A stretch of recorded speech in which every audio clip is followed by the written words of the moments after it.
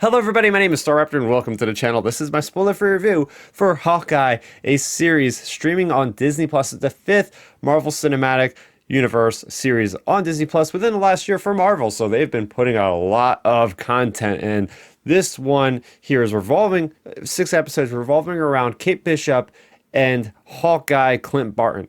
And it's about how they meet in New York City. We have Jeremey Renner's Hawkeye, who is there with his family, and his past comes back to haunt him, revolving around Ronin, where he was going around for 5 years after the blip, taking people out as vengeance for his family disappearing. And we have Kate Bishop, who is coming into her own as an archer, and they both kind of stumble across each other, and it revolves around a certain threat that is, unique to, or basically combines both of them.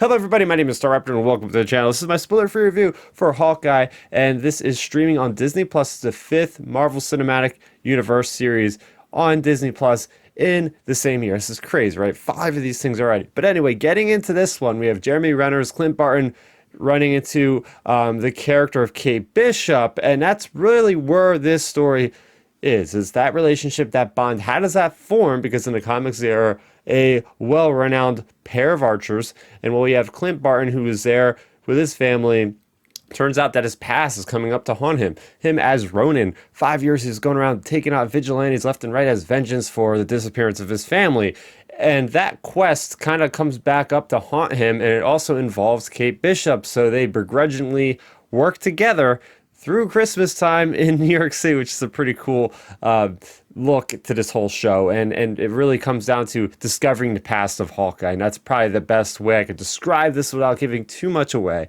Let's get right into it. I think with the good, we have Jeremey Renner does some really solid performances in this series. Nothing groundbreaking, but I do respect that they are paying homage, or they were actually like talking about his backstory, because that's one of the most interesting things I found about Endgame is that scene where he's, in Japan, he's taking out these different criminal leaders and stuff like that. I was like, oh wow, this could be a really good idea of a show, and here we are. I mean, we're learning a lot about that history. We're learning about how he's coming to grips and how he's coming to terms with that, but also with Natasha Romanoff, Black Widow herself. There's a lot of remembrance parts about that, him dealing with that, the kind of stress that comes with that, and about how she sacrificed herself to save the world. It should have been him to do that. So there's a lot of cool themes there like that. And as I mentioned, another cool thing about this show is the detail with Christmas and the decorations, Rockefeller Center, ice skating rinks, all those really fun things just in time for Christmas. And unfortunately, that's where all the good ends. I did not like this, guys.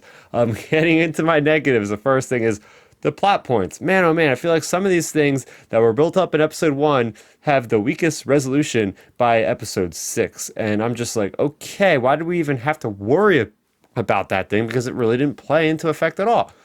One of the craziest thing here is the villains. And the villains, the tracksuit mafia, and their leader is just, they're imbeciles. And I feel like there was never a threat with this show. There never was any, oh my gosh, is Hawkeye going to make it out of this? I mean, because they could have killed him off, right? Anything could happen in these shows. But I never once felt like anybody was in danger, any kind of threat on the entire universe, right? This is very small scale, very individual kind of story. It's not going to have huge ramifications for the outside world of Marvel and everybody involved, and I feel like that was a little bit of a letdown based on everything else we've gotten up to this point, where it's really had some pretty big significant threats, and we didn't get that in this show. And the villains are just the stupidest ones. I mean, they're standing outside shouting for Kate Bishop to come out. They're just doing stuff in the broad daylight kind of thing. Like, where's the cops at? Where's all this happening? Like, it just feels like a fake comedic fairy tale or something. I don't know. But my biggest gripe with the show is one of the characters, and that is of Kate Bishop.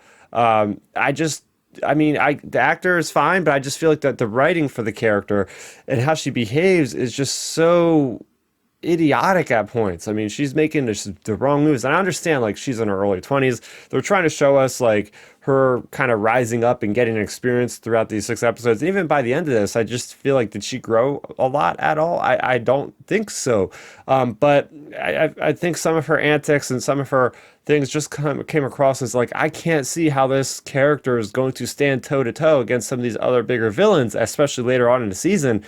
I just wasn't a fan of the character, and that's not a slight again against the actor, but I just feel like they could have done a better job because she just isn't likable. She's annoying, and I just didn't like how she interfaced with Hawkeye, and how like there are certain points with Jeremy Renner's character where it's like, oh, this is getting pretty cool, pretty in depth and stuff like that. And she comes along and it's like really jokey, and it throws off the tone. I think this show has a tonal problem where it's like it could be really funny and stuff, and then it could be like very dark and stuff at certain points. It just doesn't, that the mixing and the matching and transitions is just kind of all over the place. And with that, I have to give this show a 6 out of 10. I thought it was entertaining at points, but it definitely wasn't something I'll ever watch again. I don't even know if this is really integral to the Marvel Cinematic Universe as a whole, with how this show just felt me, how I felt about this show after watching it. Definitely the least favorite of all those 5 Marvel Cinematic Universe shows on Disney Plus. And one of the weaker things in the Marvel Cinematic Universe overall, I gotta let you guys know about that, because I don't really recommend this show. I mean, yeah, if you're a fan of Hawkeye, definitely watch it. If you're a completionist, you're gonna watch this anyway.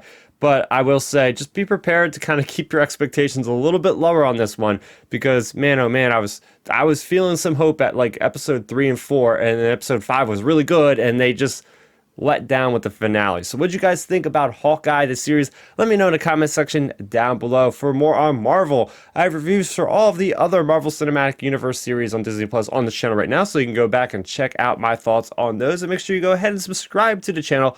That way you'll never miss another video review. I also have my review for Spider-Man No Way Home and many of the other movies that came out this year. So that's gonna do it for me, Sarver. Thank you so much for watching, and bye-bye. Thanks for checking out the video. Please hit that thumbs up symbol. It helps me know that I'm making content that you guys enjoy. And if you enjoyed this video, I also included 2 videos down below you guys should check out. And please consider subscribing to this channel. It helps support me, and it notifies you guys of when I get new videos up on the channel. You can also contact me on Twitter, Facebook, and Instagram at StarRaptor.